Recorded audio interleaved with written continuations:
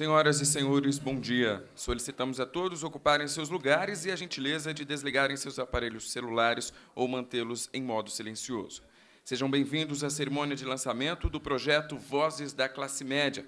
Agradecemos a presença de todos, em especial do senhor Moreira Franco, ministro de Estado, chefe da Secretaria de Assuntos Estratégicos da Presidência da República, senhor Roger Leal, secretário executivo da Secretaria de Assuntos Estratégicos da Presidência da República, senhor Ricardo Paes de Barros, secretário de Ações Estratégicas da SAI, senhor Thomas Traumann, porta-voz da Presidência da República, senhor José Henrique Marques da Cruz, vice-presidente de Atendimento, Distribuição e Negócios da Caixa Econômica Federal, senhor Joaquim Lima de Oliveira, vice-presidente de Tecnologia da Informação da Caixa Econômica Federal, senhor Luiz Edson Feltrin, diretor do Banco Central, senhor José Augusto Fernandes, representante da Confederação Nacional da Indústria, CNI, senhor Jorge Shedek, representante residente do PNUD no Brasil, senhor Renato Meirelles, diretor do Instituto Data Popular, embaixadores estrangeiros e também os representantes de embaixadas. Para abrir a cerimônia, convido o excelentíssimo senhor ministro, Estado, chefe da Secretaria de Assuntos Estratégicos da Presidência da República, senhor Moreira Franco.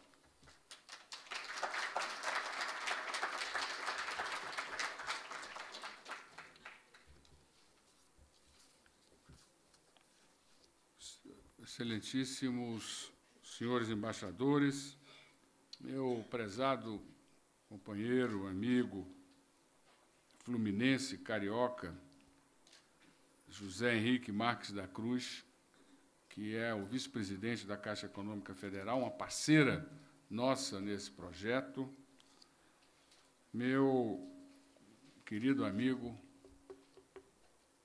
quero até fazer aqui uma referência, porque eu cito um dos homens públicos, um dos servidores públicos mais capazes, competentes e com espírito público, que é o Dr. Joaquim Lima, vice-presidente de Tecnologia da Caixa Econômica Federal, meu prezado Dr. Jorge Shedek, representante do PNUD,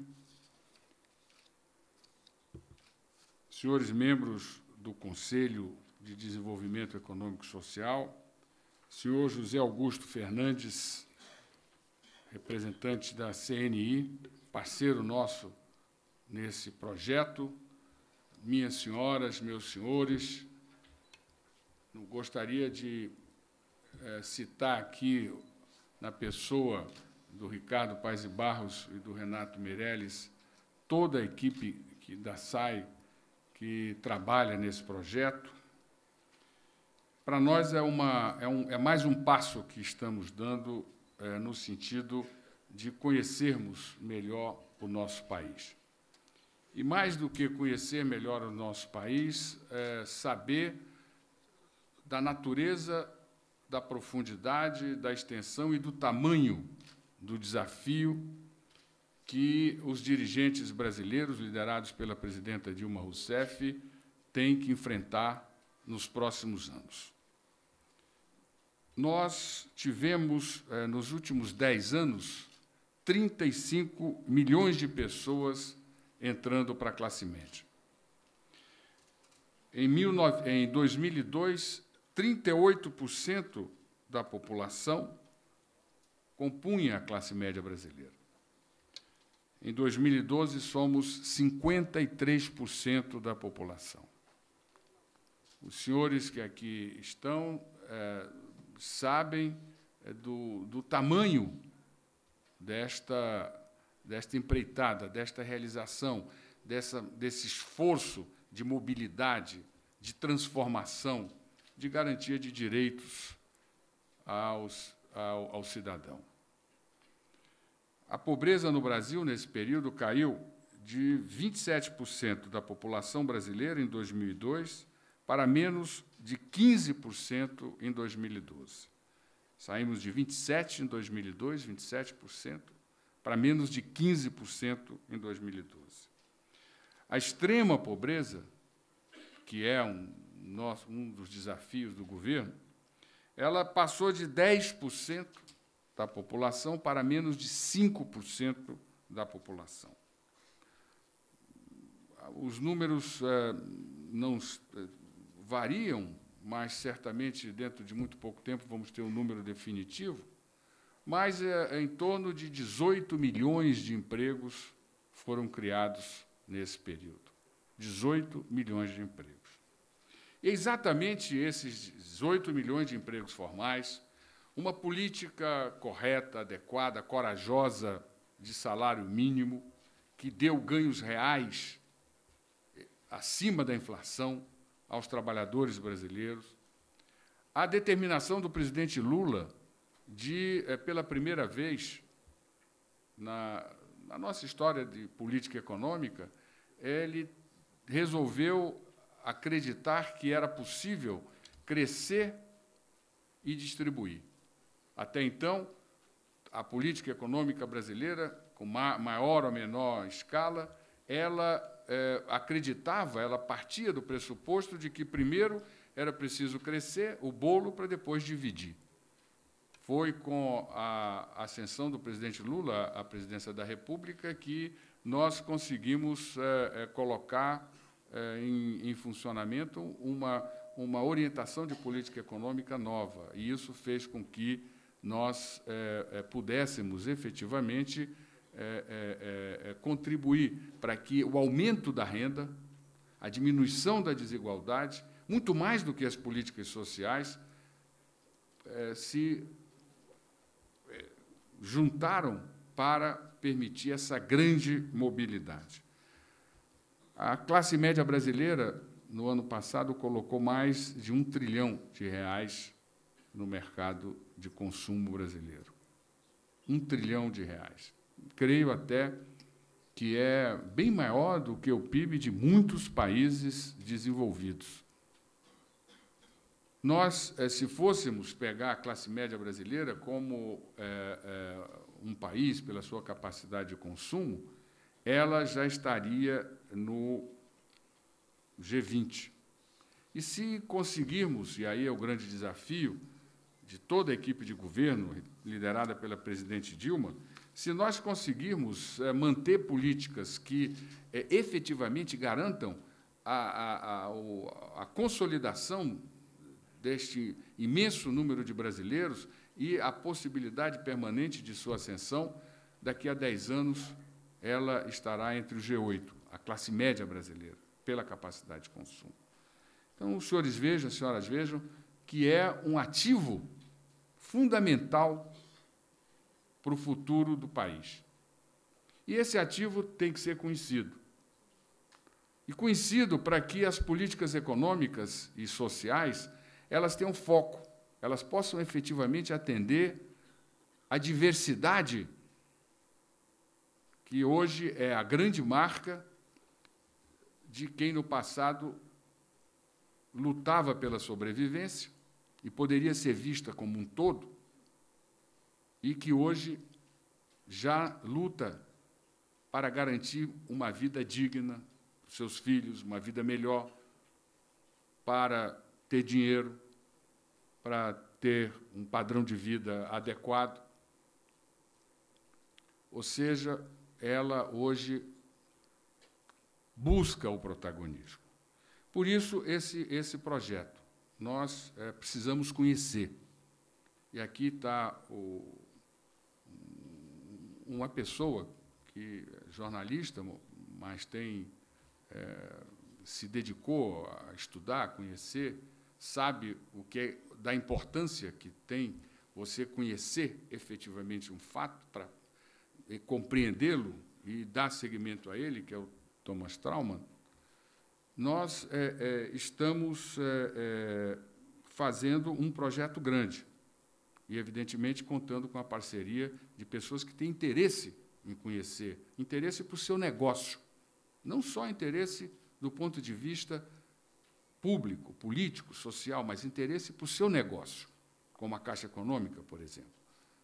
O cliente da Caixa Econômica, a base de sustentação de clientes da Caixa Econômica é esse segmento. Então, ela precisa oferecer produtos adequados para que esse cliente fique satisfeito e, cada vez mais, se fidelize a essa instituição financeira.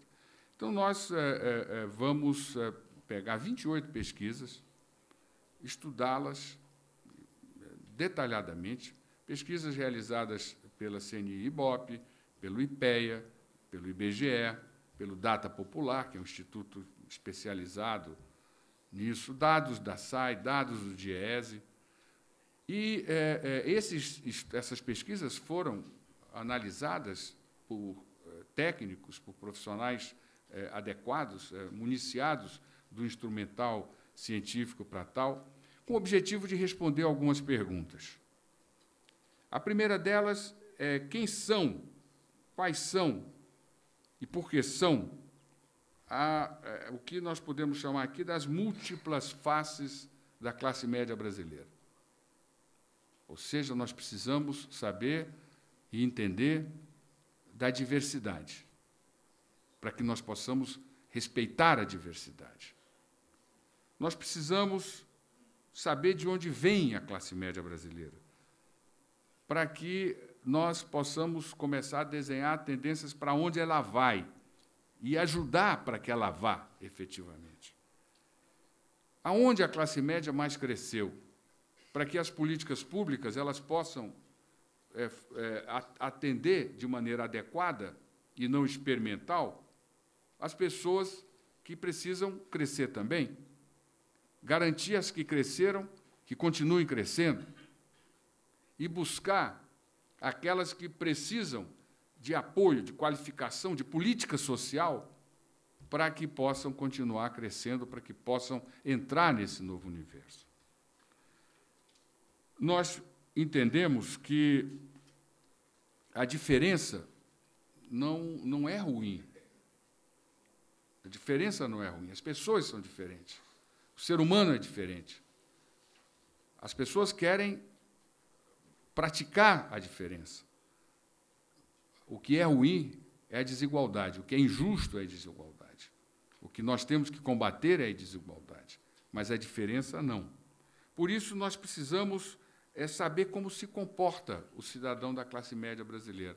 Porque, pelo comportamento, pela perspectiva, pela aspiração, nós vamos respeitar, saber das diferenças e procurar políticas públicas, intervenções que respeitem e estimulem essas diferenças.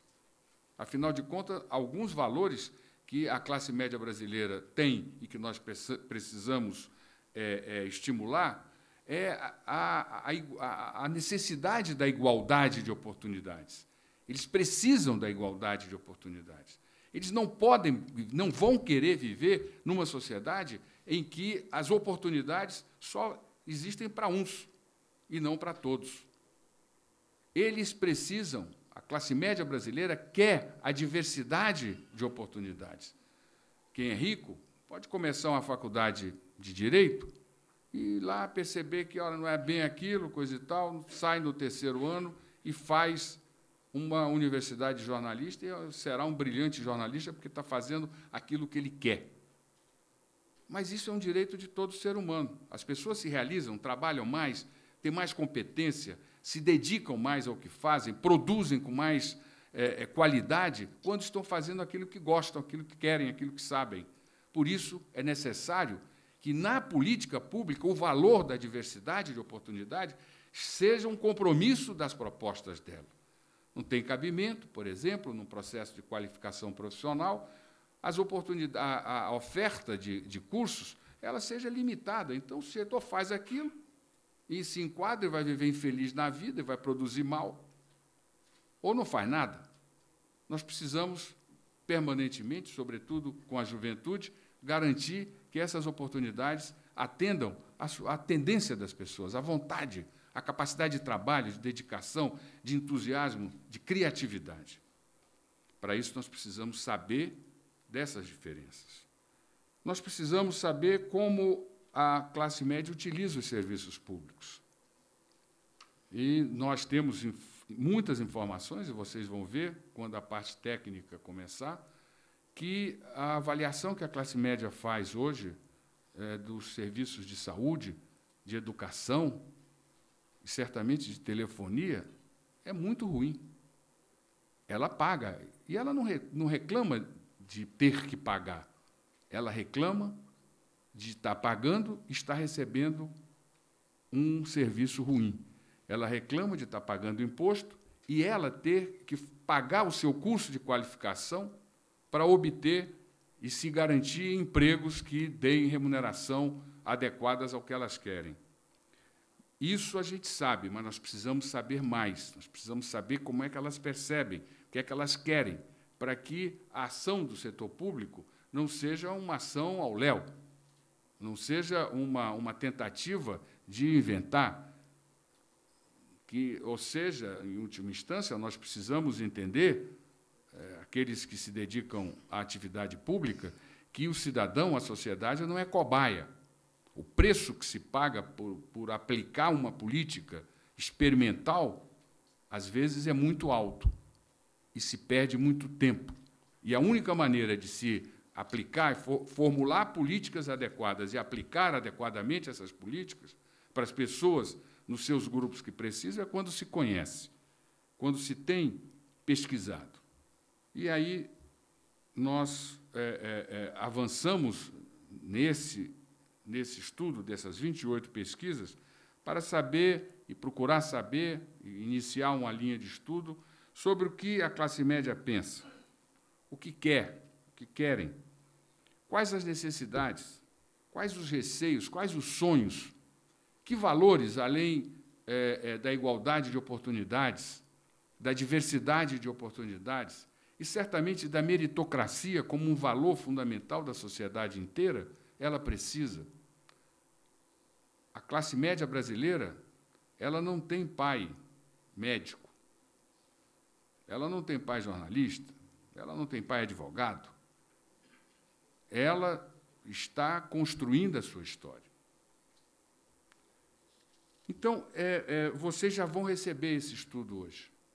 É a primeira produção desse trabalho, para que fique claro que nós não estamos simplesmente com boas ideias, mas nós estamos querendo transformar as boas ideias em produto.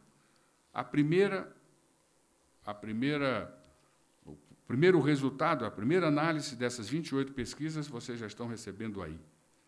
E, de 2 em 2 meses, nós vamos ter a possibilidade de colocar nessa plataforma que estamos lançando hoje mais informações.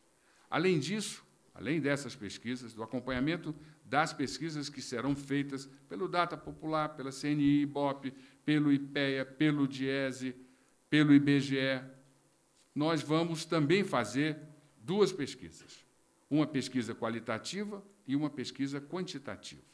A pesquisa quantitativa, nós vamos ter um universo de 10 mil entrevistados, o que é, estatisticamente, um universo muito consistente. E vamos procurar, ao longo de um período de 5 anos, acompanhar as mesmas pessoas, para que nós possamos avaliar e fazer uma curva, sabendo exatamente como as transformações estão se dando, para onde elas estão indo, quais as consequências na organização familiar, na vida, na percepção, na atitude diante do mundo, que essas transformações econômicas estão produzindo. Enfim, meus amigos, toda sociedade, toda comunidade, quando ela realiza um grande evento histórico, um grande fato, uma grande transformação, a sociedade toda ela se dedica a entender a transformação, a prestigiar a transformação, a qualificar a transformação, a transformar o esforço, o trabalho de dedicação para que essa transformação se transformasse em realidade efetiva. As civilizações, as sociedades que constroem civilizações fortes, grandes, democráticas, justas, com valores que dignificam a pessoa humana, elas cuidam desse fato, dessa participação, como um patrimônio cultural, um patrimônio histórico, uma referência da sua vida, da sua história. Sem nenhum exagero, e falo até não como membro do governo, mas como profissional, como sociólogo que sou, comecei minha vida na universidade, isto que nós estamos falando aqui, o objeto dessa pesquisa é um fato histórico nesse país. Nós estamos tendo a oportunidade de viver uma transformação profunda, radical, que está mudando muito a vida da sociedade brasileira. E as indicações que nós temos é que vai mudar muito a vida da sociedade brasileira. E mudar só, não, no plano econômico. Não é mais um aumento de salário. É mudar no plano dos valores, é mudar no plano das atitudes, é mudar no plano do desempenho, é mudar no plano da relação política, é mudar no plano das cobranças, é mudar no plano das expectativas. É uma mudança que nós temos que começar a nos acostumar. Ela já está se dando. Os senhores veem televisão, os senhores veem novelas de televisão, os personagens, os cenários, o ambiente social já muda. Você vê, os senhores acompanham, as senhoras veem quais setores da economia crescem mais. São setores que atendem a esse segmento. Estão vendo que determinadas ações do governo já estão sendo obrigadas a olhar esse segmento de uma outra maneira.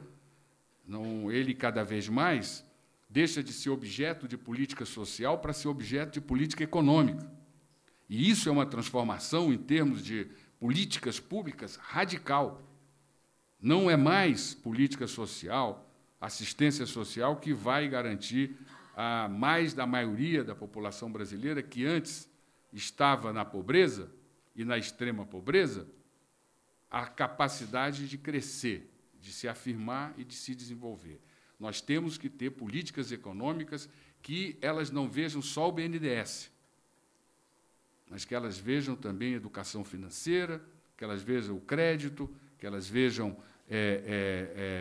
infraestrutura, que elas cuidem da educação, que elas cuidem da qualificação, que elas cuidem do emprego, da qualidade do emprego decente, ou seja, são valores que nós estamos sendo obrigados a incorporar no nosso universo de ação pública. E eu, então, encerro me lembrando de um fato que me impressiona sempre. Na África, eu vi na África do Sul, as pessoas têm uma forma de se cumprimentar, tem um cumprimento. Eu não falo, mas, enfim, é sawabona, sawabona. Sawabona quer dizer eu vejo você. Então, as pessoas, ao invés de dizer, oi, tudo bem? Ela olha para outra e diz, eu vejo você. E a outra responde, em vez de dizer, tudo bem, vou bem, coisa e tal, ela ouve alguém, um amigo, um companheiro, olhando, dizendo, eu vejo você, e ela responde, eu existo. Isso é um respeito, não só à pessoa humana, mas é um respeito à cidadania. Eu vejo você, eu existo. Pois bem, do ponto de vista não pessoal, o que nós estamos vendo no Brasil é exatamente uma grande... Nós todos estamos querendo, com esse trabalho, contribuir para que nós todos, brasileiros, possamos olhar para mais de 100 milhões de outros brasileiros e dizer para eles, eu vejo você. Porque eles vão responder, eu existo. Esses brasileiros, antes desses 10 últimos anos, eles eram invisíveis. As novelas não falavam com eles, o mercado não falava com eles, A economia não falava com eles. O governo não falava com eles. A escola não se dirigia a eles. A cidade não cuidava de que tivessem qualidade de vida. Os transportes não se dirigiam, não voltavam para atender às suas demandas. Eles eram invisíveis. Eles não existiam. Eles não eram objeto de política pública. Eles eram, está entendendo? O que na linguagem política eles eram um número. Um número. Pois bem, no Brasil hoje, a grande mudança, esta grande transformação, esta epopeia que nós vivemos, é que nós transformamos, estamos vendo sair da invisibilidade milhões de pessoas que passaram a existir, a ser tratados pela televisão, pela cultura, pelo governo, pelas políticas públicas, como fatores de realidade social, realidade humana, realidade econômica. E o que nós queremos é dar continuidade a isso, porque nós queremos dizer para transformar esse cumprimento numa expressão maior de política econômica e de política social. Nós queremos que a política econômica brasileira olhe a maioria da sociedade brasileira e diga: eu vejo você. Porque ela já está dizendo que ela existe. E isso eu creio que todos nós temos que compreender. Esta maioria, ela não luta mais pela sobrevivência. O ponto primeiro da agenda é o protagonismo. Essas pessoas, essas mulheres, sobretudo as mulheres que foram as que, neste grande movimento, as que mais avançaram, mas tem mulheres, tem homens, tem idosos, tem crianças e, sobretudo, jovens. Eles querem ter protagonismo. Eles pagam seus impostos, eles cumprem suas obrigações, mas eles querem também que alguém, permanentemente, seja o governo, seja a televisão, seja a cultura, seja quem for, olhe para ele e diga: eu vejo você, porque ele sabe que já existe. Muito obrigado.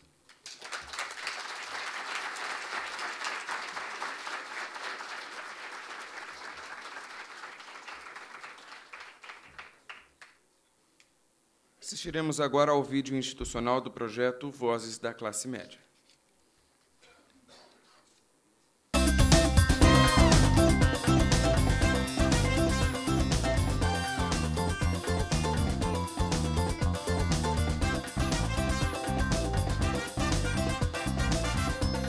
Aí a gente começou a fazer um churrasquinho na porta lá de casa. No início era assim, vendia 10 espetinhos.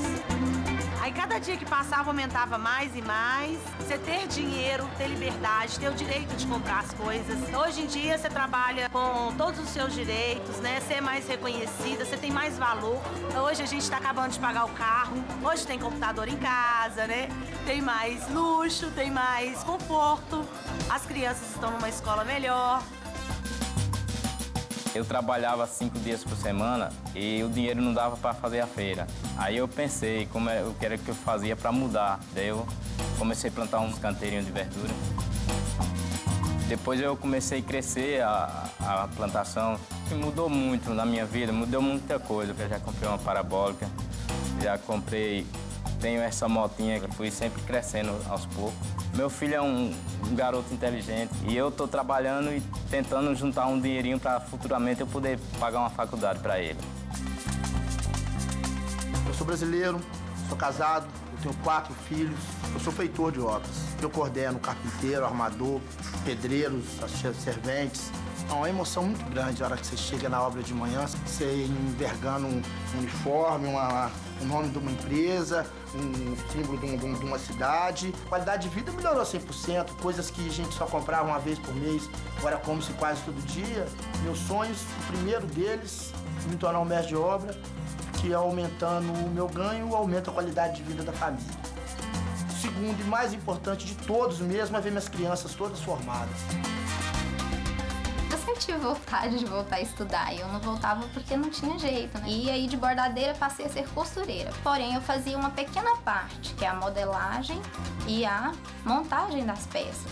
Da minha profissão, estava meio limitado, não tinha como eu crescer mais. Voltar a estudar agora, por quê? Porque eu queria crescer. Esses são retratos de um novo Brasil. Um Brasil que cria oportunidades para pessoas como a Carla, a Luciana, o Mazurkiewicz, o José Luiz e outros 35 milhões de pessoas que ingressaram na classe média nos últimos anos. Essa é a nova cara da classe média brasileira, que já corresponde a 53% da população.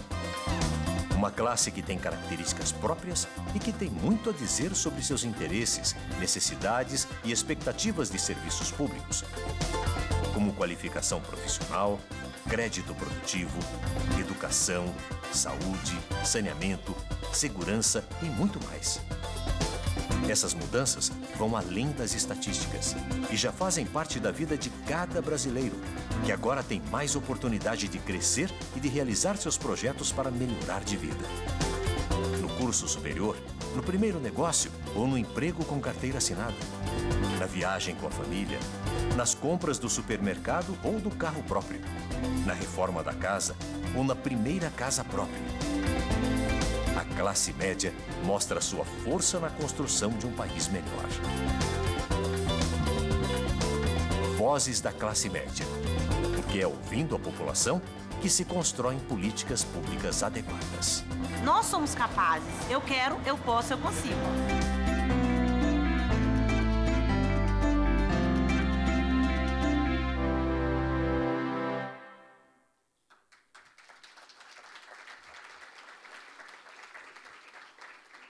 Convidamos para fazer uso da palavra o senhor secretário de Ações Estratégicas da SAI, Dr. Ricardo Paes de Barros.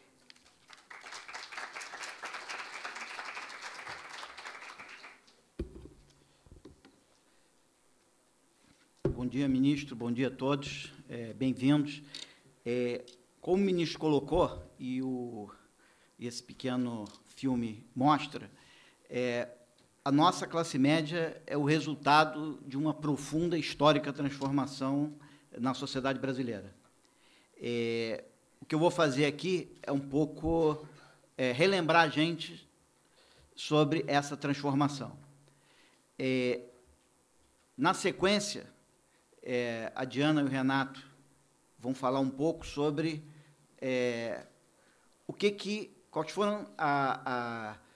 qual foi o mecanismo por trás dessa grande transformação. E essa grande transformação, a gente tem muita expectativa de que ela seja sustentável e continuada, porque, como eles vão tentar mostrar, essa transformação foi conquistada com trabalho e com protagonismo, que são as duas molas mestras de um processo de crescimento e de ascensão social sustentável.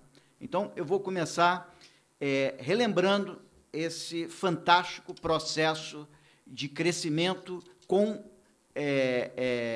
inclusão que tanto caracteriza o Brasil na última década e que levou ao fortalecimento e ao surgimento dessa classe média. Esse gráfico mostra a evolução do tamanho da classe baixa no Brasil, que inclui tanto os pobres quanto os não pobres mais vulneráveis. Isso é alguma coisa que era praticamente metade da população brasileira em 2002 e hoje representa 28% da população brasileira. Isso quer dizer que 21% da classe baixa brasileira migrou para a classe média ao longo da última década, né?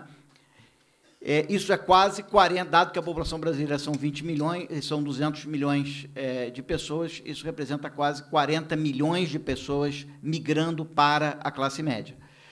Obviamente que a classe média ela não é um local onde as pessoas só entram. A classe média tem saída, e a gente agradece a saída da classe média, porque quando você sai da classe média, você pode estar saindo para a classe alta. E o Brasil, a classe alta aumentou. Não aumentou tanto do que a classe média reduziu, porque o crescimento brasileiro foi um crescimento com redução na desigualdade. Então, a gente elevou, a gente tirou mais pessoas da classe baixa do que, na verdade, colocamos na classe alta. A gente se preocupou mais em levar da classe baixa para a classe média do que levar da classe média para a classe alta. Na verdade, da classe média para a classe alta foram 6%. Então, entraram 21% da população brasileira e saiu 6%, num movimento que aumentou, portanto, a classe média de maneira líquida em 15 pontos percentuais, levando que a classe média brasileira ganhou aqueles 21%, perdeu positivamente aqueles 6% para a classe alta, levando a que a classe média passasse de 38% para 53% da população brasileira, o que representou um aumento de 15 pontos percentuais no tamanho dessa classe média. Em termos absolutos, isso representou que a classe média brasileira, que era 67 milhões de pessoas há 10 anos atrás, hoje são 104 milhões de pessoas, um aumento de 37 milhões de pessoas, um aumento líquido de 37 milhões. Lembra que entrou mais do que 37, mas a classe média continua ascendendo e, portanto, parte dela foi promovida à classe alta brasileira, e esse processo vai continuar ao longo da próxima década. É importante, nesse ponto, ressaltar que esse crescimento da classe média brasileira, de 15 pontos percentuais, ele foi um resultado de um crescimento com redução na desigualdade.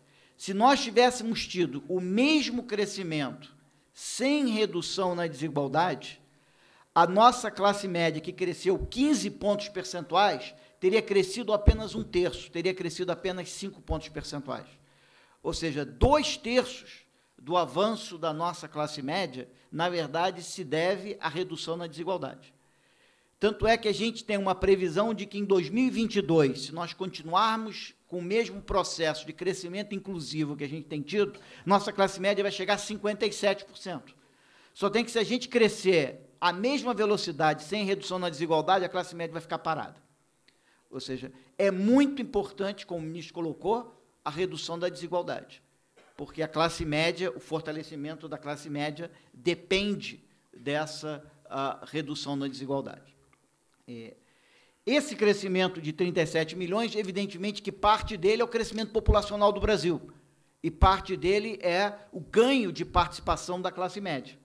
Então, nesse gráfico, a gente decompõe, então a gente percebe que 8 milhões, se a classe média tivesse mantido a sua participação na população brasileira, de 38%, a classe média teria crescido apenas 8 milhões.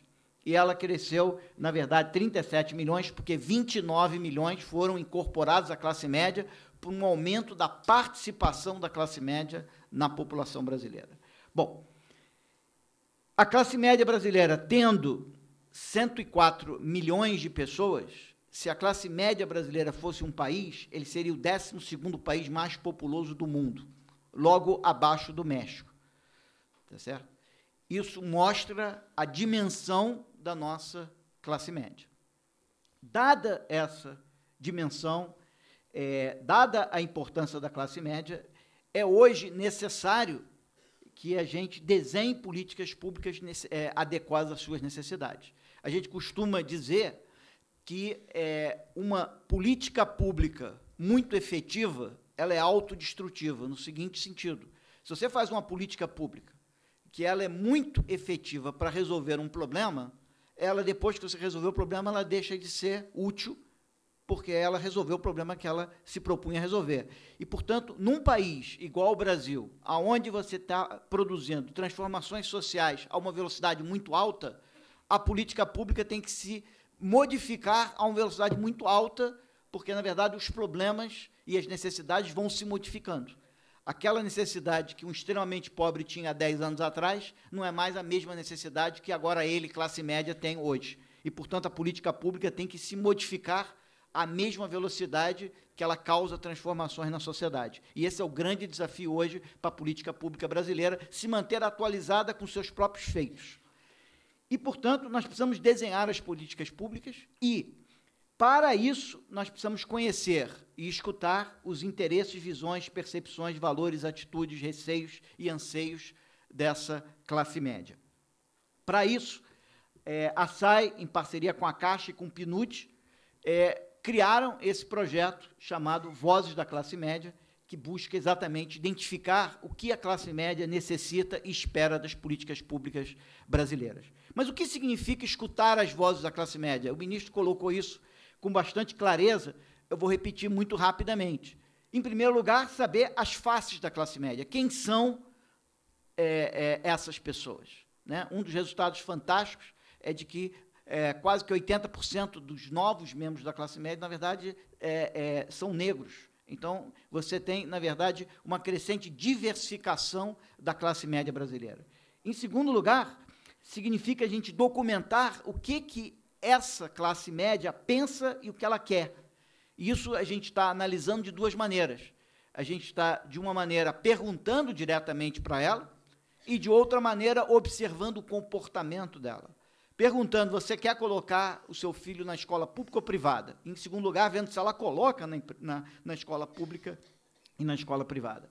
Em terceiro lugar, como o ministro ressaltou, é fundamental a gente identificar quais foram os mecanismos e os instrumentos que levaram essa classe, que hoje é a nossa classe média, a ascenderem à classe média. E, mais do que isso, instrumentos, oportunidades, que mecanismos elas necessitam para continuar esse processo de ascensão e, eventualmente, nós vamos perder parte dessa classe média e vamos celebrar para a classe alta brasileira. E vamos fortalecer a classe alta. Pode ser que daqui a 10 anos nós vamos estar fazendo um seminário sobre a ascensão e o fortalecimento da classe alta brasileira, porque a classe média vai estar sendo consumida por agora uma nova política para a classe média, tão efetiva quanto foi a nossa política de combate à pobreza. Do que é feito, como que nós vamos, então, escutar as vozes da classe média, como nós vamos apresentar essas vozes da classe média, como o ministro colocou, essas vozes da classe média elas estão sendo escutadas e analisadas com base em todas as informações hoje disponíveis, tanto de opinião como de comportamento da classe média e, portanto, tanto da CNI, IBOP, Data Popular, IPEA, como do IBGE, DIESE, RAIS e assim por diante, como de uma pesquisa nova, específica para isso, onde vamos acompanhar, como o ministro bem colocou aqui, 10 mil famílias ao longo do tempo. Porque esse acompanhamento longitudinal ele é fundamental por uma razão muito básica. Nós não sabemos hoje se as pessoas que ascendem à classe média mudam o seu comportamento, porque agora tem mais recursos e etc., e passam a se comportar como a classe média que já existia, ou seja, elas se adequam ao novo grupo, ou se elas trazem as suas atitudes, os seus valores originais e modificam a classe média que temos. Então, nós não sabemos hoje, exatamente porque não temos essas informações longitudinais, se as atitudes que nós temos hoje da nossa classe média são as atitudes históricas dessa classe média, são atitudes que foram modificadas por essa ascensão desse grupo de quase 40 milhões de brasileiros que passaram a integrar essa nova classe média. Na medida em que essa classe média é arejada por novas pessoas, isso modifica o valor dessas classes médias, dessa classe média, ou essa classe média modifica os valores das pessoas que migram para ela. Para isso, eu preciso acompanhar pessoas ao longo do tempo, e o projeto é acompanhar 10 mil famílias durante 5 anos. Bom, em seguida, eu passo, então, a palavra para a Diana, que vai falar para a gente sobre a importância do trabalho para a ascensão dessa classe média, e depois o Renato vai falar sobre o protagonismo dessa classe média, que ela chegou aí por seu próprio esforço e pela busca pela visibilidade. Muito obrigado.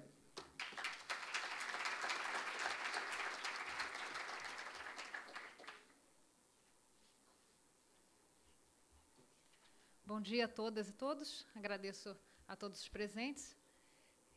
Vou falar um pouco aqui sobre os mecanismos de ascensão entre as classes.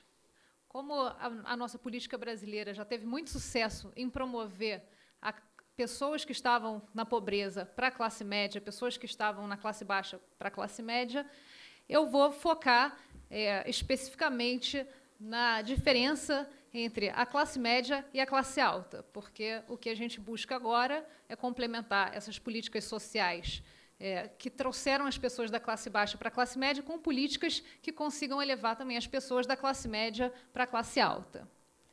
Bom, a primeira pergunta é: de onde vem a diferença na renda entre as classes? Nessa tabela, a gente tem...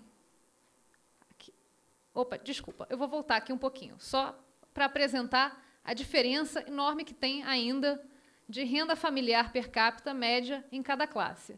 Vocês veem que a renda da classe média ela é bastante superior à da classe baixa, R$ 559 familiar per capita, enquanto a classe baixa é de R$ 164 familiar per capita. A da classe alta é quatro vezes maior, aproximadamente, a renda familiar da classe média. De onde vem essa diferença? Essa tabela aqui mostra, aqui é a repetição dos mesmos números. A classe média, a renda da classe baixa, ela corresponde a 29% da renda da classe média, e a renda da classe média corresponde a 25% da classe alta. A renda familiar per capita, aqui embaixo a gente traz qual seria a renda familiar da classe média caso ela tivesse os mesmos componentes do trabalho da classe baixa. Quais são os componentes do trabalho da classe baixa? São a taxa de ocupação, né, quanto da população em idade ativa, quantas pessoas estão ocupadas, composta também pela renda do trabalho, composta pelo número de horas trabalhadas. A gente vê que, jogando os componentes da classe baixa na classe média, a classe média teria uma renda de R$ 297 familiar per capita. Opa, desculpa. Esse pedacinho aqui. Jogando os componentes da classe média na classe alta, ou seja, se a classe alta tivesse a mesma renda do trabalho, a mesma taxa de ocupação, o mesmo número de horas trabalhadas da classe média, a renda da classe alta seria de R$ 995 familiar per capita.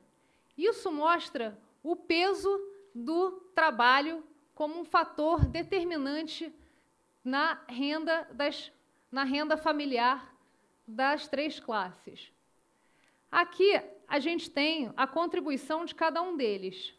A gente tem que, para diferenciar a renda da classe média em relação à classe baixa, 66% vem do fator trabalho.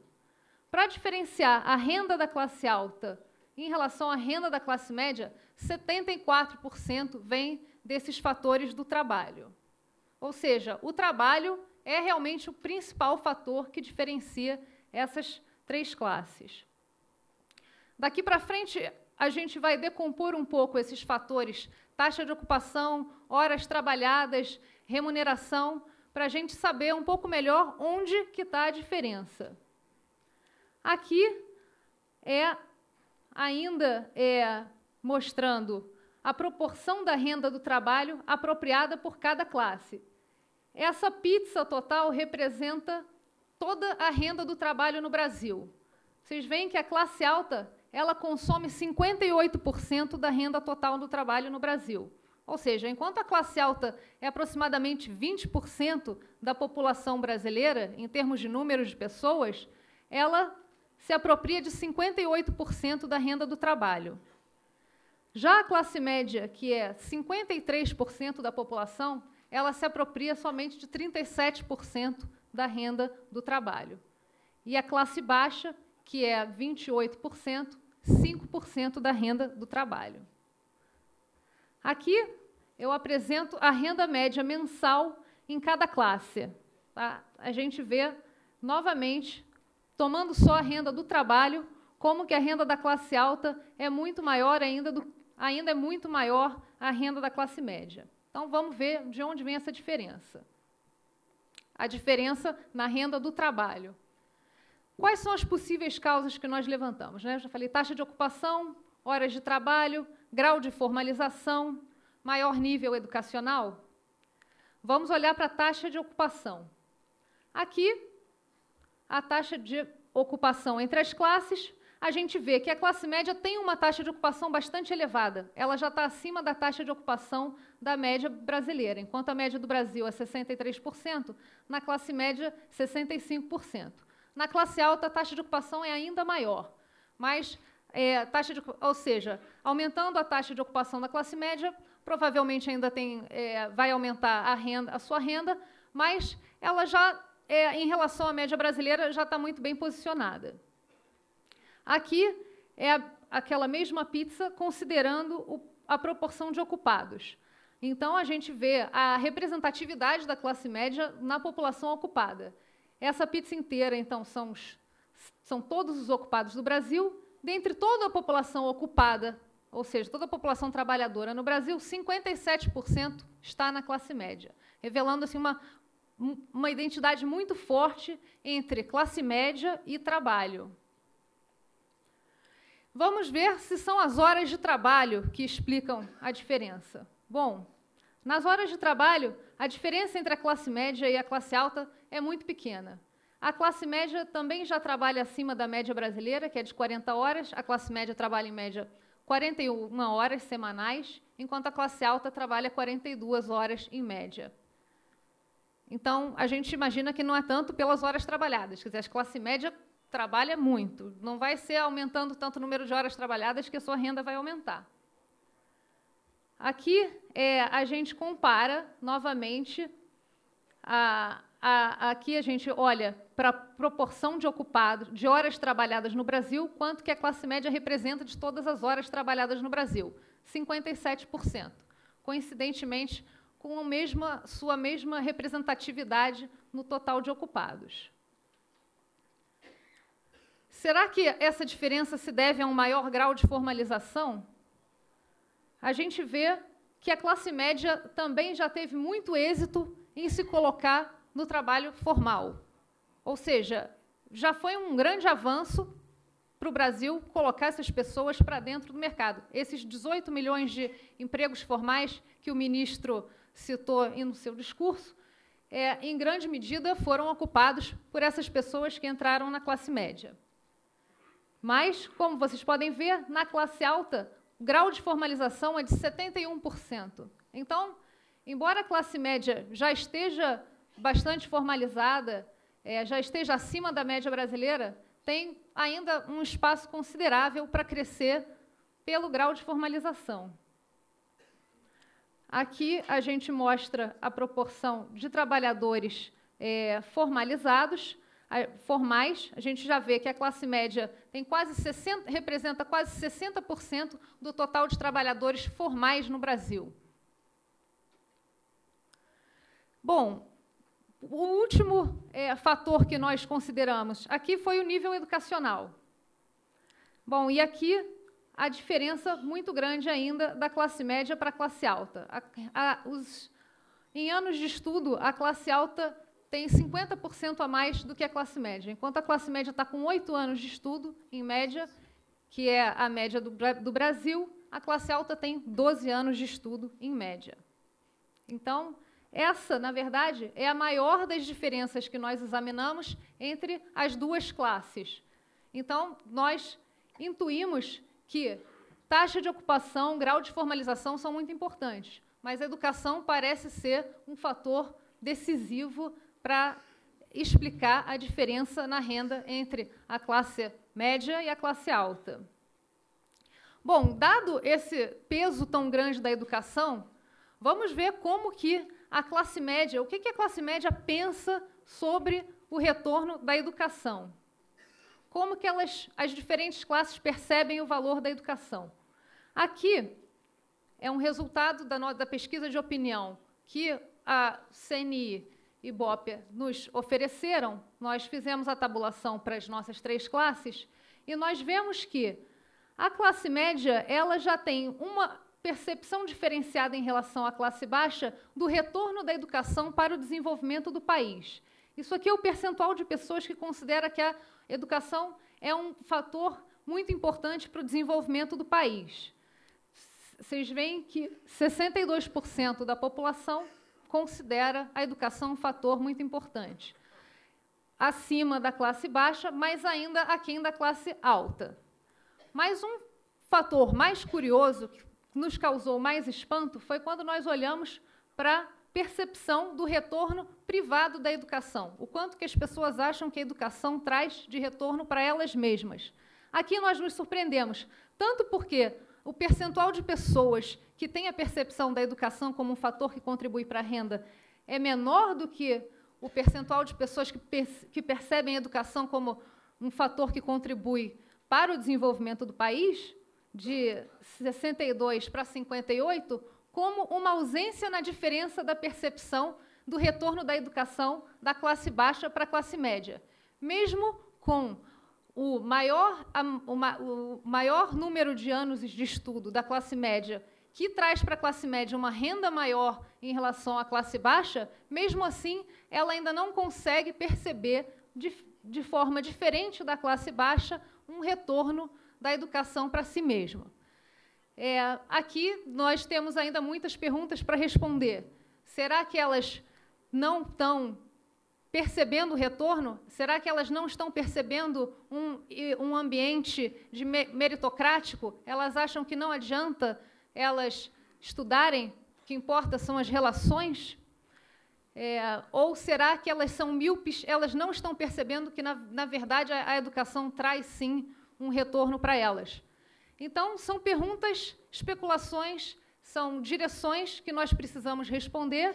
Esse estudo ele nos indica caminhos, perguntas que precisam ainda ser respondidas.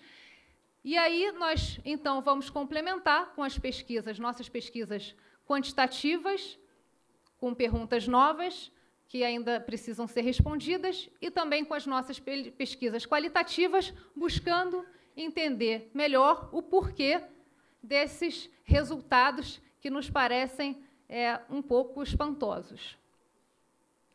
Eu finalizo aqui a minha parte, agradeço novamente e convido o Renato para nos falar de diversos aspectos dessa nossa classe média brasileira.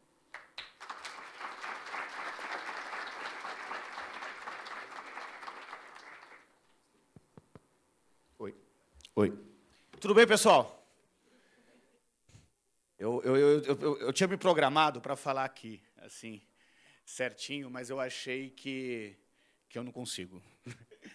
Bom, em primeiro lugar, muito bom dia. Ministro, é um prazer, um privilégio poder contribuir para o projeto Vozes da Classe Média. E nós separamos, para dividir com vocês, o que nós chamamos de 4 dimensões da classe média brasileira. O Ricardo Paes de Barros explicou para a gente muito bem sobre o tamanho da classe média brasileira. A Diana mostrou a importância que o trabalho que a educação teve para a consolidação da classe média brasileira e o quanto que o investimento na educação pode ser a porta de saída da classe média para a ascensão, para a elite. Mas o convite que eu queria fazer para os senhores e para as senhoras agora é entender que atrás de todos esses números existem pessoas. Existem mais de 100 milhões de brasileiros que acreditem, são muito mais do que um número, são muito mais do que uma simples constatação estatística. A primeira dimensão da nova classe média brasileira, nós demos o nome de ascensão, esforço e determinação. A classe média acredita que o Brasil melhorou e que sua vida melhorou ainda mais. Uma das frases que as vozes da classe média nos dizem: graças a Deus não falta trabalho. Se o Brasil melhorou, minha vida e a da minha família melhorou mais ainda. Com suor e com muito esforço, eu estou conseguindo transformar sonho em realidade. Quando você pergunta para os brasileiros hoje se ele considera que hoje a sua vida está melhor, igual ou pior do que no passado, 6 de cada 10 brasileiros não tem dúvida nenhuma de dizer, olha, a minha vida melhorou. Eu consigo ter hoje coisas que eu não tinha antigamente. E talvez esse legado da melhora de qualidade de vida seja uma das grandes boas heranças que nós tivemos no país nos últimos anos. Mas essa resposta não basta. A gente queria entender, e vai continuar nas pesquisas que vão ser desenvolvidas por Vozes da Classe Média, a procurar entender em que aspectos a vida melhorou. E o que nós vimos? Que quando nós perguntamos sobre os aspectos pessoais da vida das pessoas, 56% acham que a saúde melhorou, 55% acham que até a sua vida afetiva melhorou. Estamos namorando mais. Isso é bom, constitui novas famílias. Quando você pergunta se o ambiente próximo a ele, ou seja, a sua cidade e o seu bairro melhoraram, 50% consideram que sim. Que a sua cidade e que o seu bairro estão melhor do que eram no passado.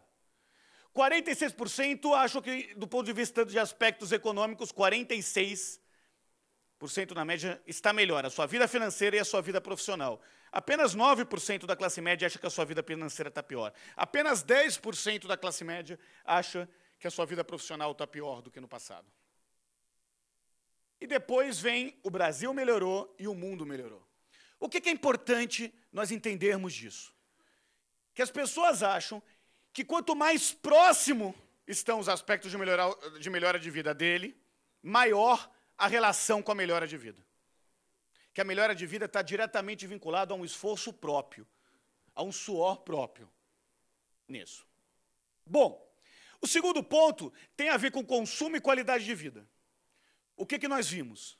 A ampliação do consumo tangibiliza, torna palpável a melhora de qualidade de vida da classe média brasileira. Eu acho que essa frase nos ajuda a entender essa dimensão. Tenho cartão, cheque e crédito na praça.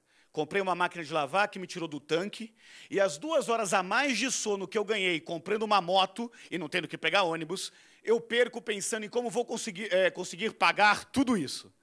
Mas com a ajuda de Deus e uns bicos, sei que vou conseguir honrar meu nome e alcançar novas conquistas.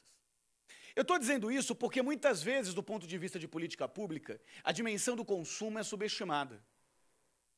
As pessoas falam, olha, mas vai ter um superendividamento da classe C. Como que ela vai comprar uma máquina de lavar em 2 anos? Quem já tem máquina de lavar não sabe a resposta, mas quem lava roupa no tanque todo dia sabe que ela não vai esperar 2 anos guardando dinheiro para comprar uma máquina. Nós perguntamos para um consumidor que tinha acabado de comprar uma moto. Por que ele tinha comprado essa moto em 3 anos? Por que ele não esperou, guardou o dinheiro para comprar a moto à vista e por isso pagar mais barato? Esse brasileiro da classe média virou para mim e falou, olha, faz tempo que você não anda de ônibus, né? Porque se você andasse de ônibus todo dia, que nem eu, você ia entender por que eu não vou passar 2 anos guardando dinheiro para comprar minha moto. Eu quero minha moto agora. Então, o consumo, de fato, torna palpável a melhora de qualidade de vida desses brasileiros. A classe média brasileira vai movimentar em 2012 R$1 trilhão. R$1 trilhão. Se a classe média brasileira fosse um país, ela estaria no G20 do consumo mundial. Portanto, como muito bem disse o ministro Moreira Franco, política pública para a nova classe média não tem mais a ver com política assistencial, tem a ver com política econômica. Política econômica porque seria o 18º maior país com consumo do mundo. O 18º maior país. Nós estamos discutindo na manhã de hoje como desenvolver políticas públicas do 18º maior país em consumo do mundo. O consumo, que ainda está fortemente concentrado na região sudeste, mas tem a região nordeste crescendo cada vez mais. E um consumo que cada vez está mais presente nas instituições financeiras, nas instituições bancárias. A parceria do projeto com a Caixa Econômica Federal tem a ver com isso, com o desafio estratégico da Caixa Econômica Federal de ser o banco da nova classe média, e não tenho dúvida nenhuma que nenhuma instituição tem condições de ser o banco da nova classe média, como a Caixa Econômica Federal. Mas tem a ver com um objetivo concreto de mercado. De cada 100 pessoas que têm conta corrente no Brasil hoje, 52 são da classe média. De cada 100 pessoas que têm caderneta de poupança, 52 são da classe média. 51% das pessoas que têm cartão de crédito são da classe média. Metade das pessoas que têm um private label. 45% das pessoas que têm previdência privada. 52% das pessoas que têm algum dinheiro investido. Então, nós estamos falando de uma classe média que foi para o mercado de trabalho. A carteira assinada deu estabilidade e possibilitou o crédito para essa nova classe média. E, com isso, ela consegue consumir, graças ao trabalho e ao crédito, R$ 1 trilhão por ano. Mas isso não significa que ela esteja satisfeita da forma em que ela é atendida hoje no sistema bancário. A gente perguntava, na sua opinião, quais dos seguintes bancos têm a menor taxa de juros? Apenas 11% citou algum banco privado. 35% disse que não sei e 53% citou um banco público. 53%. Portanto, processo de redução de juros também é política pública. Isso é entendido cada vez mais pela nova classe média brasileira. Você mudaria de banco na busca de juros mais baixos? 58,7% disse que mudaria. E os dados do Banco Central mostram que o aumento da portabilidade de dívida cresce cada vez mais. Demanda da nova classe média. Bom, mesmo tendo mais crédito, 41% da classe média possui algum tipo de empréstimo, financiamento ou parcelamento. Por outro lado, 71% da classe média não vê grandes problemas em pagar as suas contas. Por quê? Porque ela está tendo que aprender a lidar com os novos mecanismos de crédito. E sabe por quê? Não porque algum economista chato falou, olha, guarda dinheiro. É porque ela gosta de comprar. E ela está aprendendo a comprar bem para comprar sempre. Para comprar cada vez mais. E 1/3 da classe média, 35% da classe média, já tem algum tipo de reserva financeira. Você soma isso com o otimismo dessa nova classe média, a gente vê que 79% da classe média acha que a sua vida financeira ficará ainda melhor nos próximos anos. Isso é... Agora, vamos lá. 3. Otimismo e visão de futuro. O otimismo da classe média brasileira faz com que ela olhe para frente, que acredite no seu potencial e chame para si a responsabilidade sobre a própria vida. Hoje eu tenho emprego, férias, FGTS, minha filha está estudando para um concurso e o preço das coisas não aumenta toda hora. Hoje consigo pensar, me planejar, apoiar a minha esposa, que está abrindo um salão de beleza na garagem de casa. Tem como não ser otimista? Agora, quando você pergunta para esses brasileiros em um ano como ele acha que vai estar a vida dele, 8 de cada 10 brasileiros afirmam que têm convicção que a vida dele vai estar melhor. Aonde? 8 de cada 10 diz que a vida vai estar melhor. Agora a pergunta, Renato, e daí? O que o otimismo dos brasileiros tem a ver com política pública? Tem a ver com crescimento e com ascensão dessa nova classe média? O que tem a ver é que, a pedido do ministro Miranda Franco, nós cruzamos os dados de comportamento entre otimistas e pessimistas na nova classe média. E nós descobrimos que os otimistas querem mais prestar um concurso público do que os pessimistas. Que os otimistas são mais empreendedores do que os pessimistas. Que os otimistas estudam mais do que os pessimistas. Quem tem mais chance de ascender socialmente? Quem está parado? Quem está chorando com medo da crise, ou quem arregaça as mangas, vai estudar, vai empreender e vai fazer o Brasil crescer. Portanto, tão importante quando acompanhar os índices de crescimento do emprego, do aumento da renda, é importante acompanhar o índice de otimismo da nova classe média brasileira, porque é ele que impacta um conjunto de ações que fazem com que a classe média continue crescendo e se fortalecendo no nosso país. 79% acham que a vida financeira vai melhorar. 77% acham que a saúde vai melhorar. 76% que a vida afetiva, 76% que o bairro vai melhorar. 74% acreditam que em um ano vai estar melhor profissionalmente do que estava antes. 74% que a cidade vai estar melhor. 7 de cada 10 de que o Brasil vai estar melhor. E 63% de que o mundo, daqui a um ano, vai estar melhor do que está hoje.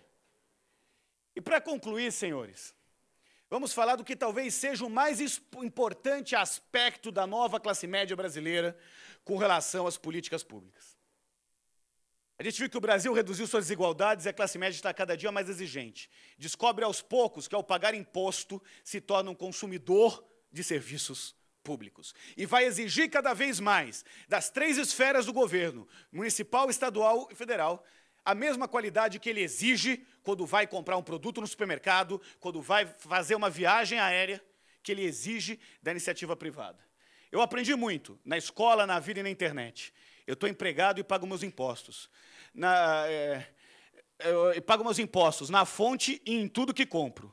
O que o governo me dá não é favor, é obrigação. Eu quero uma escola melhor, eu quero universidade boa para quem estuda e merece, um hospital decente e internet de qualidade.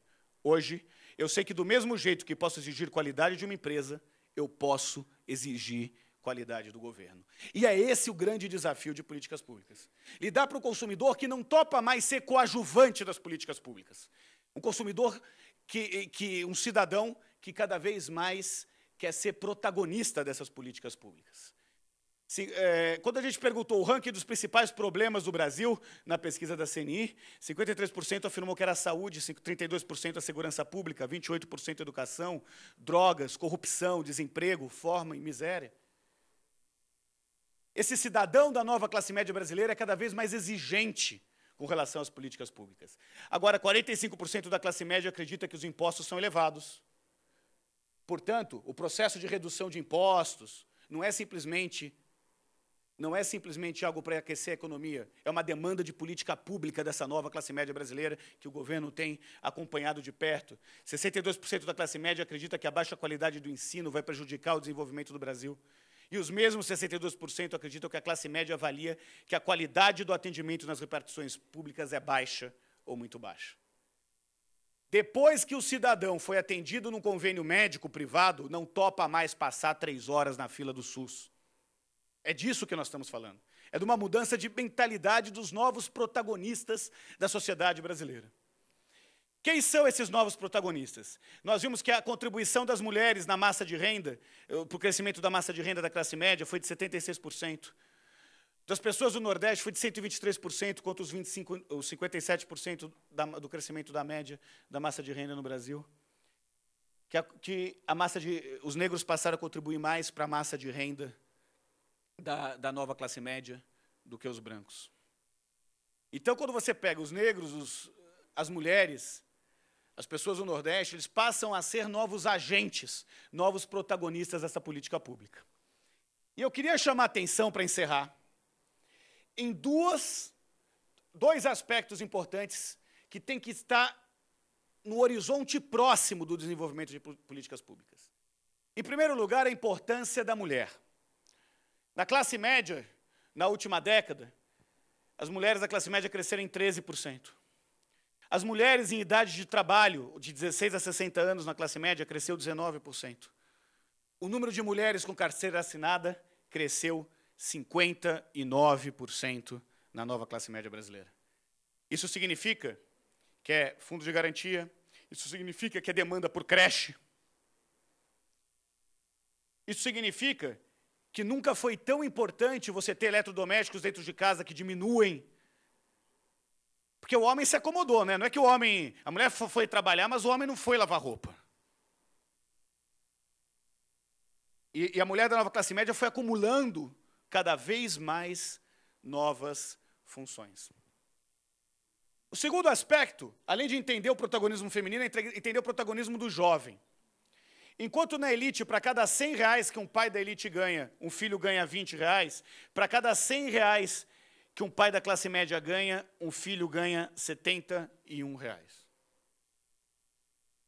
Quem influencia mais as decisões da família? Quem contribui com R$20 de cada R$100 que o pai bota dentro de casa ou com R$71 de cada R$100 que o pai bota dentro de casa? Enquanto que na elite apenas 10% dos filhos estudaram mais, apenas 20% dos filhos estudaram mais do que os pais, na nova classe média 49% dos filhos estudaram mais do que os pais.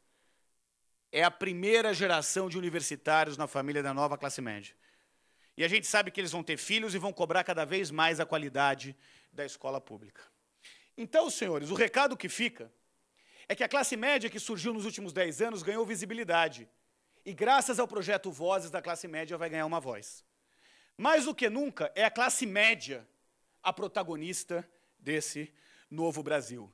Esse vídeo que nós vamos mostrar para vocês fala da transformação de um cidadão invisível no novo cidadão brasileiro. Olá, você lembra de mim? Não tá me reconhecendo? A gente se conhece faz tempo, já nos vimos em vários lugares. Na loja de roupas que eu trabalhava, nossa, você era tão exigente. Baixava a loja toda em cima do balcão, até encontrar a blusa que você queria. Um dia, te encontrei no cinema e elogiei a blusa que você comprou comigo, mas você não me reconheceu. Trabalhei também de caixa no mercado perto da sua casa. Quando eu dizia o valor da conta, nossa, você sempre reclamava. Mas, de novo, você não guardou o meu rosto. Nos vimos no salão de beleza que você frequentava, no quarto de hotel que eu arrumava, na oficina de costura, na doceria, na calçada que eu varria quando você passava. Um dia eu fui trabalhar de frentista no posto de gasolina. Quase achei que você me reconhecia, mas era pro meu corpo que você olhava. Cuidei de você quando você era criança e ajudei a sua mãe a cuidar da casa. Limpei sua mesa no escritório, marquei hora para você no consultório, preparei seu lanche na cozinha do bar, cuidei dos seus filhos quando você foi trabalhar, atendi você na feira, na farmácia, na padaria. Mas são tantas pessoas na vida da gente. Como guardar minha fisionomia? Mas algo mudou nos últimos tempos e vejo você me olhando diferente. Você está me vendo entrar na faculdade, está me vendo viajar de avião, comprando o que mostrou na publicidade, com cartão de crédito, carnê de prestação. E você quer saber o que ando fazendo, onde me informo, o que ando lendo. Resolveu pesquisar o meu gosto, prestou atenção no meu rosto. Nossa, que sensação incrível! Deixar de ser invisível e saber que agora a minha história também fica guardada na sua memória. Senhores, o nosso desafio é dar voz a um consumidor, a um cidadão brasileiro da nova classe média. Dar a voz e o peso a essa voz que 53% da população merece ter. Dia 13 e 14, lançaremos o segundo caderno, lá em São Paulo, no WTC, lançaremos o segundo caderno da Vozes da classe média. E hoje a mensagem que fica é que não dá para desenvolver políticas públicas sem prestar atenção no que pensa, no que diz, mais do que isso, no que exige a classe média brasileira. Muito obrigado pela atenção de vocês.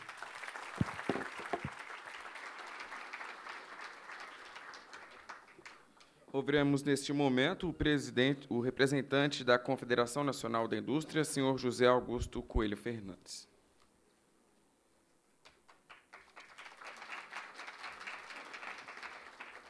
Muito bom dia, senhor ministro, senhoras e senhores. Acredito que os dados, as apresentações, foram muito eloquentes, sobre esse interessante mundo, em transformação, tanto do ponto de vista econômico, e político. A CNI vem, já há alguns anos, preocupada, em entender, esse mundo. Em 2010, nós lançamos um livro sobre a classe média com Bolívar Lamounier e Amaury de Souza, que faleceu, inclusive, recentemente, para tentar entender, esse novo mundo. E o que é que motivava, esse nosso trabalho? Basicamente, duas questões. Primeiro, entender, esse mercado, entender as características desse mercado, porque as nossas empresas precisavam ter, informações. Nós percebemos que as empresas estavam remodelando, os seus modelos de negócios e precisávamos trazer informação para, quer dizer, as direções estratégicas das nossas empresas. E a segunda razão era compreender o que essas pessoas estavam pensando, quer dizer, qual era a sua visão de mundo, porque a CNI tem uma agenda de transformação para o país, nós temos uma agenda de modernização do país, e nós queríamos checar o quanto essa agenda tinha receptividade, quer dizer, nesse ambiente, quer dizer, em transformação, nessas pessoas que estavam ascendendo, quer dizer, no país, e esses são os dois propósitos que nós temos, quer dizer, em acompanhar, quer dizer, esse trabalho.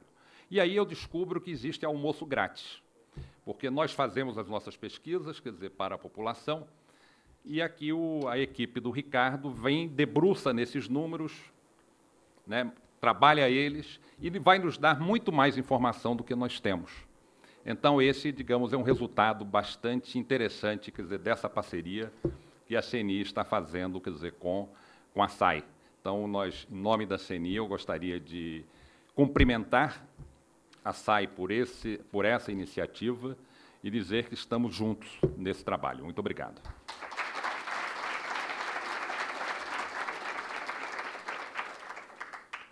Ouviremos agora o representante do Programa das Nações Unidas para o Desenvolvimento, o PNUD, o Dr. José Jorge Shediek.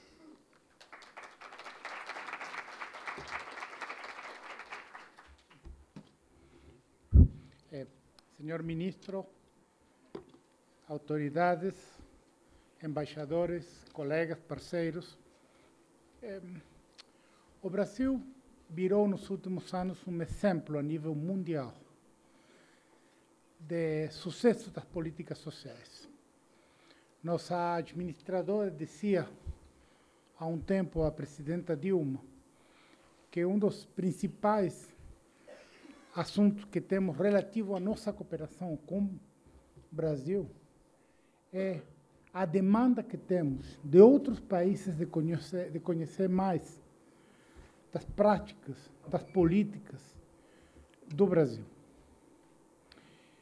E o ênfase, geralmente, é o extraordinário sucesso das políticas de combate à pobreza. E, geralmente, às vezes, na cooperação, terminamos lá, nessa etapa. Saíram da pobreza, presto, ficam invisíveis para nós também.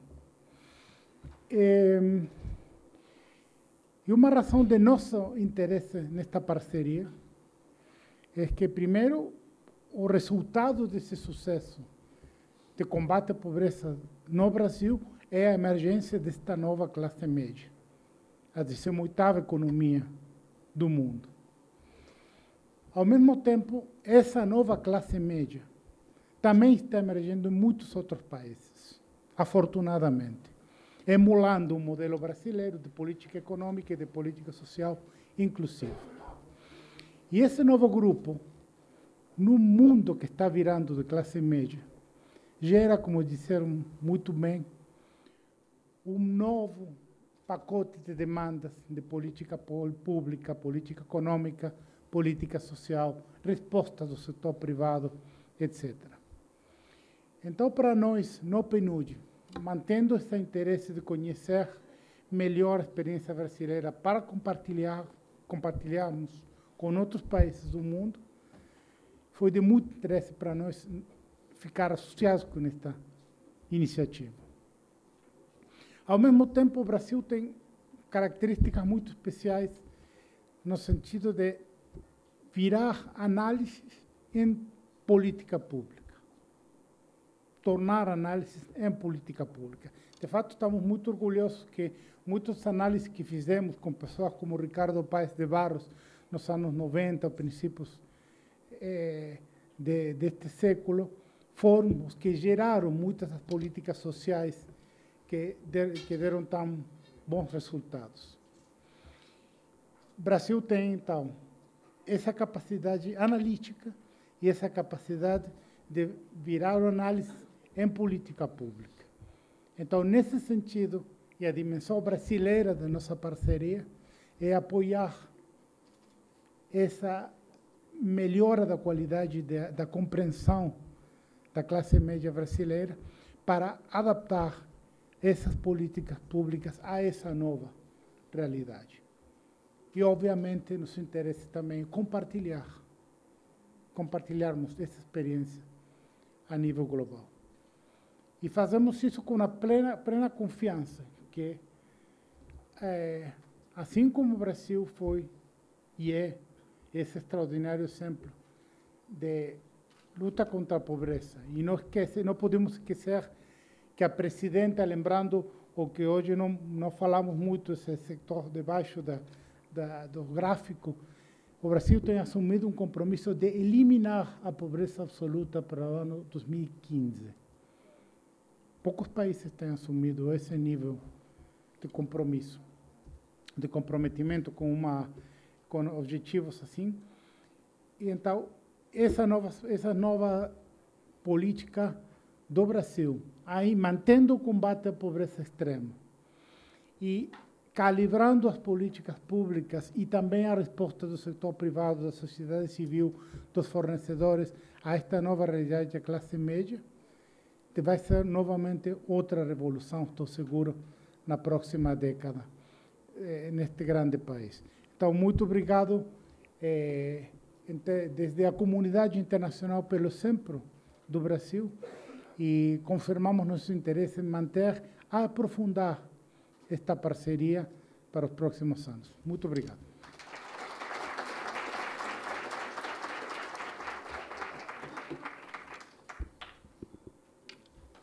Ouviremos neste momento o vice-presidente de Atendimento, Distribuição e Negócios da Caixa Econômica Federal, senhor José Henrique Marques da Cruz.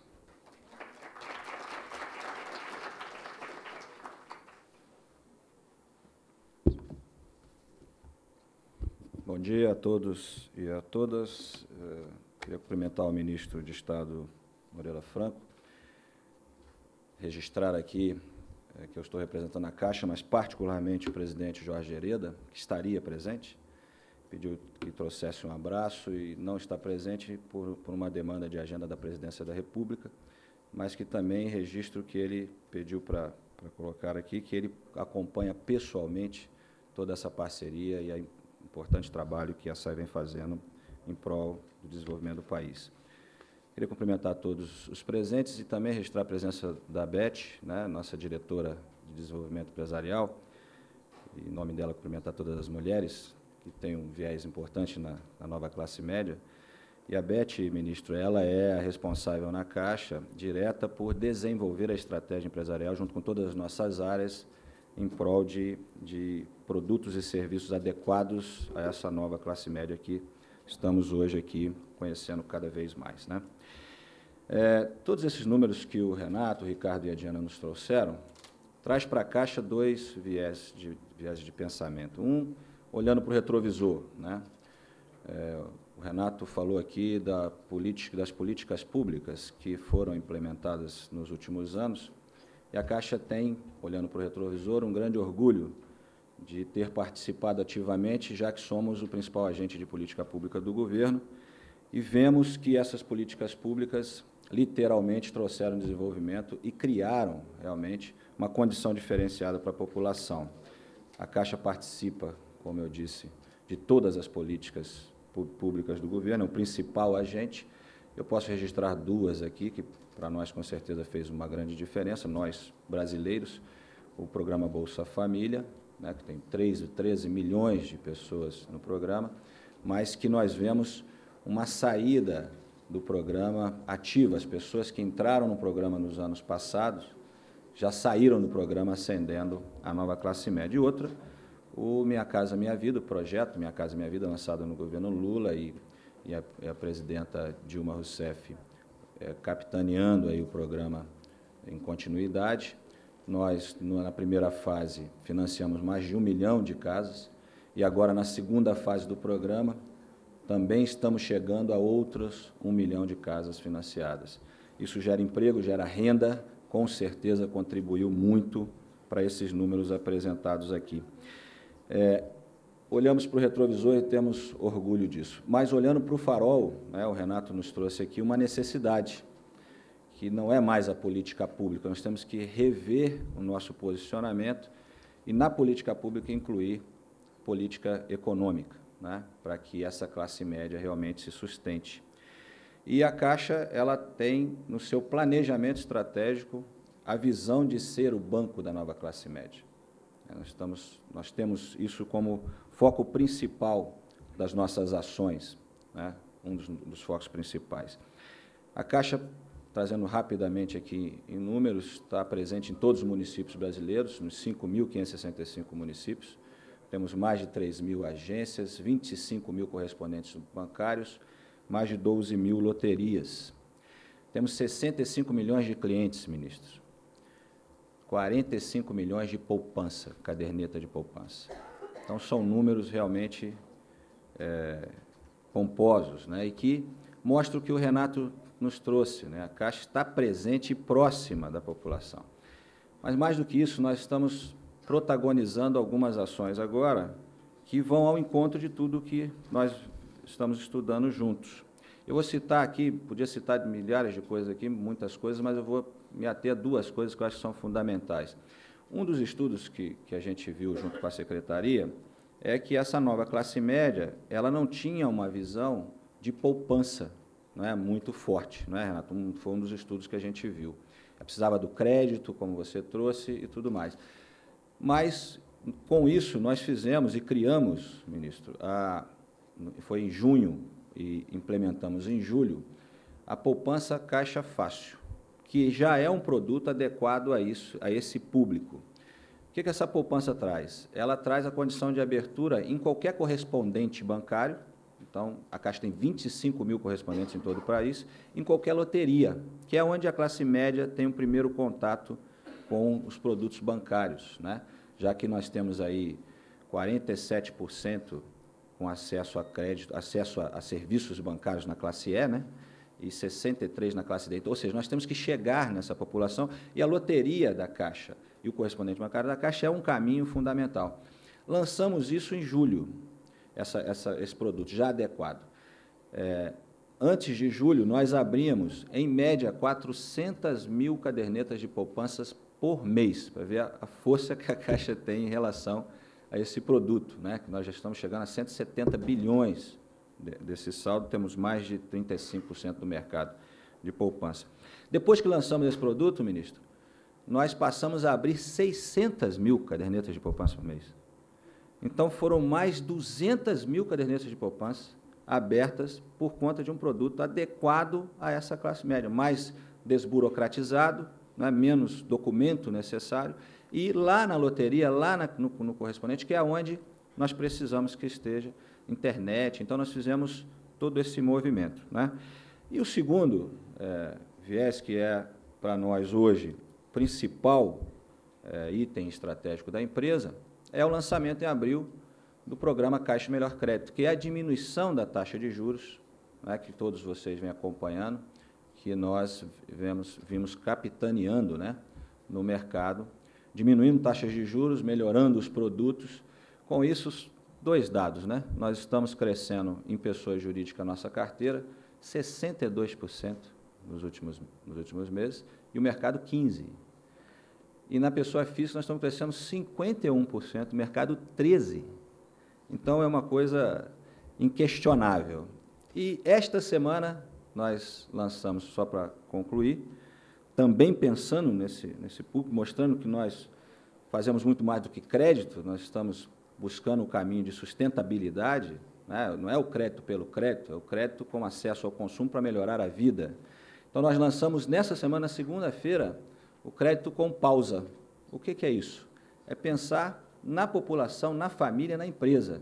Todos nós, em algum momento, temos necessidade de rever o orçamento do mês, porque teve algum gasto extraordinário, ou até nos apertamos em algum momento ali, né? Início do ano, todos nós compramos material escolar, ou vamos pagar o IPTU, ou uma empresa que precisa aumentar o estoque, às vezes, né, precisou rever o seu caixa. Nós lançamos essa semana o crédito com pausa, que é a possibilidade de quem tem um crédito na Caixa, uma vez por ano, falar: este mês eu não pago a prestação. É uma coisa totalmente diferente, inusitada, que vai ao encontro das necessidades reais de uma família, de uma empresa, né? Então, busca a adimplência, aí eu também um parênteses, né, todo esse nosso crescimento de crédito vem com a inadimplência totalmente controlada, em torno de 2%, então a gente realmente vem fazendo um papel aí na linha de trazer esse desenvolvimento. Eu vou terminar minha fala, ministro, pedindo permissão ao senhor para buscar um pouco de uma questão que o senhor trouxe aqui, que é a necessidade da gente ver, né, a nova classe média, que na África do Sul, se não me engano foi isso, se cumprimenta falando eu vejo você, não é isso? E é isso que a gente está fazendo nessa parceria Caixa com a SAI. Eu li uma vez que na China, que nós cumprimentamos falando se você está bem, né? Tudo bem com você? É assim que nós cumprimentamos no Brasil, né? Então, a gente fala, está tudo bem? Você está bem? É assim que a gente cumprimenta. E eu li uma vez que na China, esse cumprimento existe, mas com uma entonação diferente. Você vê a pessoa e fala, você está bem. Então, você afirma que ela está bem. Então, eu estou trazendo a sua fala dizendo, precisamos ver a classe média, eu vejo a classe média e garantir que ela esteja bem. Então, a Caixa quer aqui trazer o nosso compromisso com o Ministério, com a Secretaria, de estar cada vez mais vendo a classe média, entendendo a classe média e trazendo condições, produtos e serviços adequados para que possamos garantir que ela esteja bem hoje e no futuro. Então, muito obrigado, bom dia a todos.